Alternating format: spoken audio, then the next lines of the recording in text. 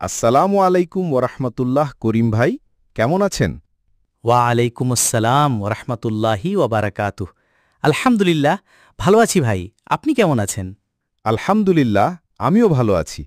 আজ মসজিদে এক হাদিস শুনলাম, ভাবলাম আপনাকে বলি। জাজাকাল্লাহু খায়রান। বলুন ভাই, কি হাদিস? রাসূল সাল্লাল্লাহু আলাইহি ওয়াসাল্লাম বলেছেন, যে ব্যক্তি মানুষের প্রতি দয়া করে আল্লাহ তাআলাও তার প্রতি দয়া করেন। হাদিস নাম্বার তিরমিজি ১৯২৪। সুবহান আল্লাহ, কি মহান শিক্ষা! আমাদের জীবনে এই দয়া আর সহানুভূতির কতটা প্রয়োজন, তাই না? একদম ঠিক বলেছেন ভাই। রাসূল সাল্লাল্লাহু আলাইহি ওয়াসাল্লাম নিজেই ছিলেন রাহমাতুল্লিল আলামিন। আমাদের উচিত তার আদর্শে জীবন গঠন করা।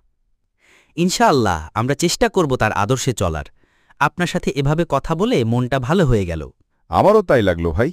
আল্লাহ আমাদের সবাইকে রাসূল সাল্লাল্লাহু আলাইহি ওয়াসাল্লামের পথে চলার তৌফিক দিন। আমিন।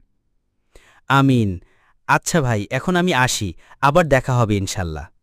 আল্লাহ হাফেজ করিম ভাই, নিজের খেয়াল রাখবেন। আপনিও ভালো থাকবেন। আল্লাহ হাফেজ।